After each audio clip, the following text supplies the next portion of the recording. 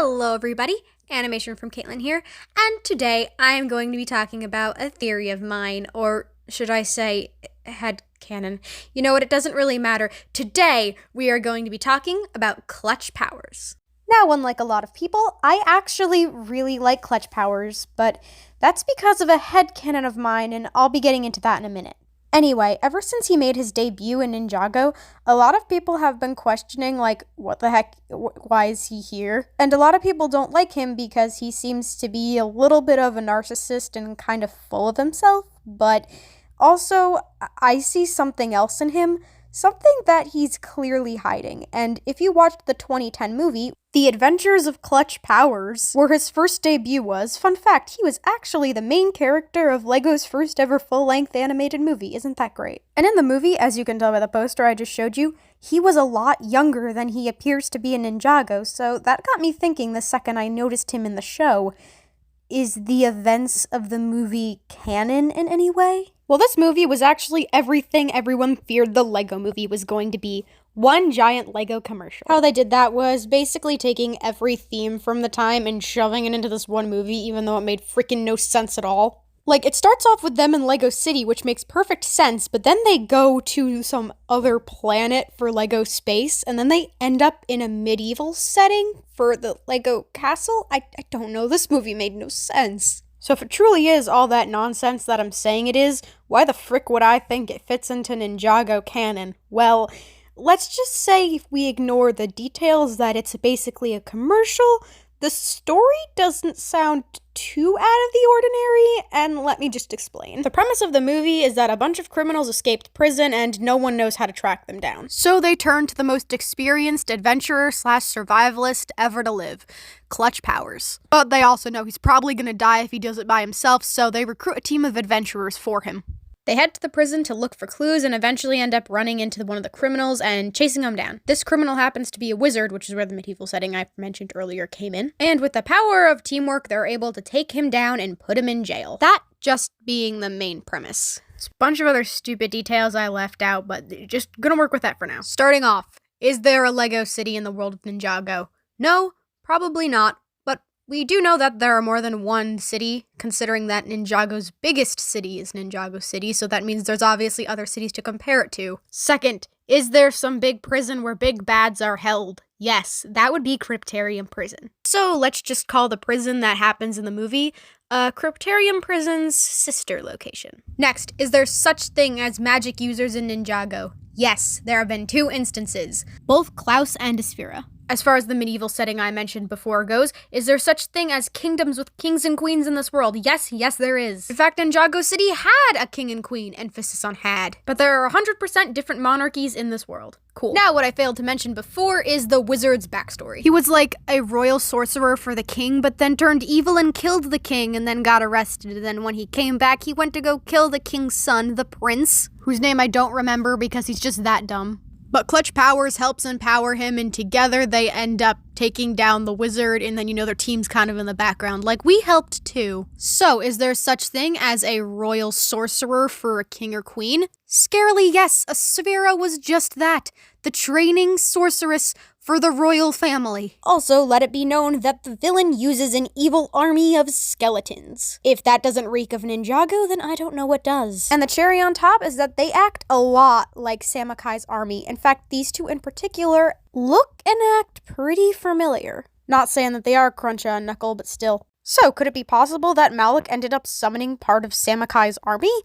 Possibly, at least in this timeline. And if we're really wringing out this story to make it look like it fits in the world of Ninjago, then there's something else I think I need to address. This guy right here. Ladies and gents, may I introduce Hogar the Troll. And though they call him a troll, there's something I immediately thought of that is starting to scarily fit into another story of Ninjago. The more that I start talking, he looks a whole heck of a lot like a Muntz. So could it be possible that in this version of the story, it was a Muntz that was helping them?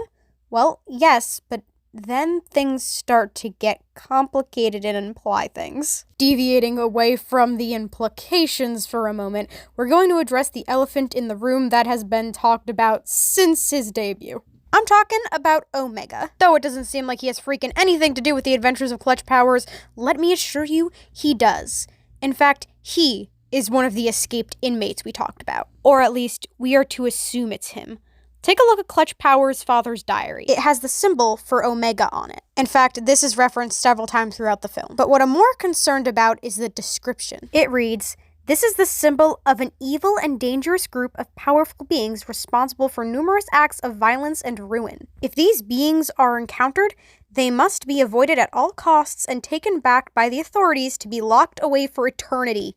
Evil, powerful, dangerous, responsible for ruin? You mean destruction? The power of the Oni? This sure as heck sounds like it's talking about Omega. Like the Oni from Ninjago. The one that broke out after supposedly being sealed away for all of eternity. Also, don't know if this is relevant, but there is an image of a warhammer and, Oni warlords. And there's also a mention of a flaming sword, which it looks like the first Binjutsu master is using to defeat the Oni, so honestly, things are just getting more complicated lore-wise as I talk. And in case if any of you are wondering, this is what Omega looks like. We don't actually get to see him, just a cloaked figure. If that's not hiding an identity of something special, I don't know what is. Also, if any of you are wondering, the third inmate that broke out happens to be something called a Squid Man. Or at least from what I've heard. But that is just freaking ridiculous. There's no such thing as squid people in Ninjago. Oh my god, Calamar. Okay, so maybe there's such thing as a race of squid people in Ninjago. I mean, we never fully get to see what he looks like because there was never a second Adventures of Clutch Powers made. We never got to see them take on Omega or the Squid Guy. And this is where the sad theory comes in. They never got to. And not just because there was never a second movie made, but because in canon, they never got to. In the beginning of the Adventures of Clutch Powers, Clutch has this whole Indiana Jones thing going on. I work alone. And he seems pretty freaking happy with that notion. Which honestly, people dunk on the show version for being egotistical and soaking in his fame, but the entire movie is literally... Join Clutch Powers. Clutch Powers. The Clutch Powers.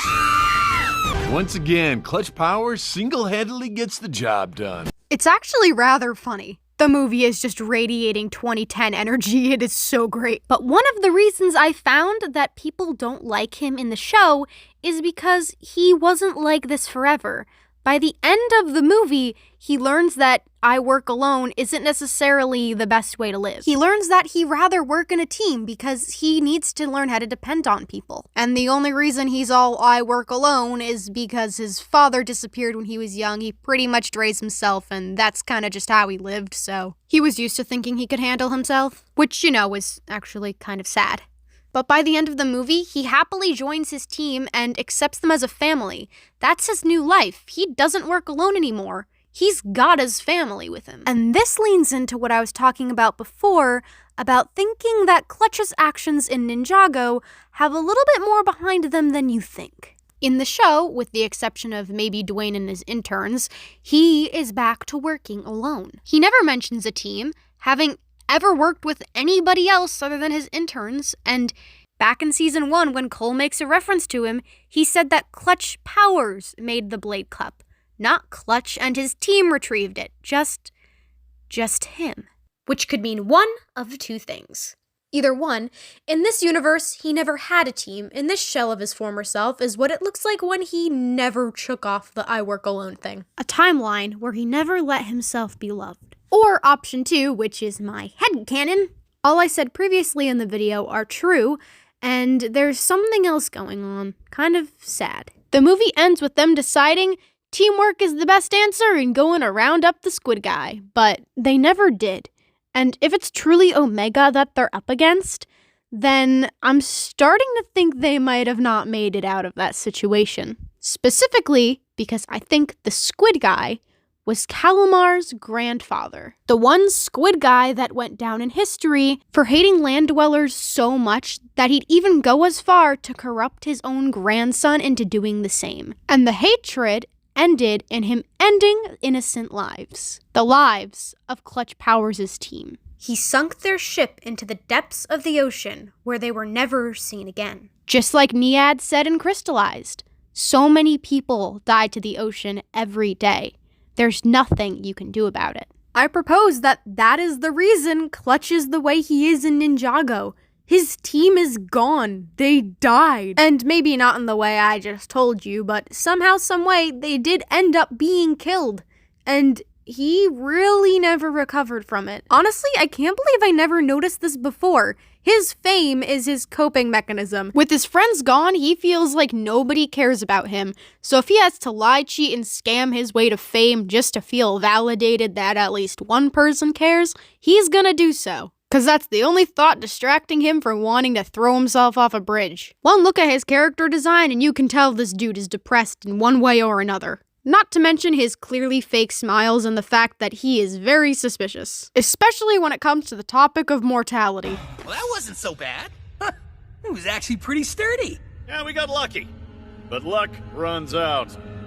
Like, bro, why did you have to say it like that? You just sound so freaking sus when you do. Now, there's something else I wanted to mention that I really don't think is true, but it could possibly make sense considering all the other things I've just said in this video. With everything I've come up with, a sorcerer that resurrects bones, working at a royal palace, being evil, to something that looks like a monk's hanging around there, I propose at one point Clutch and his team, for the Ninjago replacement of the Adventures of Clutch Powers movie, the prince that they helped in this story was young Vangelis. And what a freaking plot twist would that make?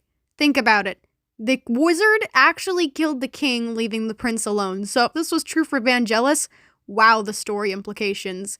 The prince takes the strength that killed his father to rule with his own iron fist because, maybe he didn't even like his father, who knows? But that would also make sense why he recruited the Upley. He knows a team of ragtag adventurers can get the job done. He's witnessed it before. With everything I've just said, you might as well think I'm crazy, because hey, even I think I'm crazy. None of this video made sense. But at the same time, it kinda did, and that's why I wanted to share it with you. Thank you for listening to me ramble. Don't forget to like, comment, subscribe, stay creative, and hey, give this guy a break. His friends are probably dead.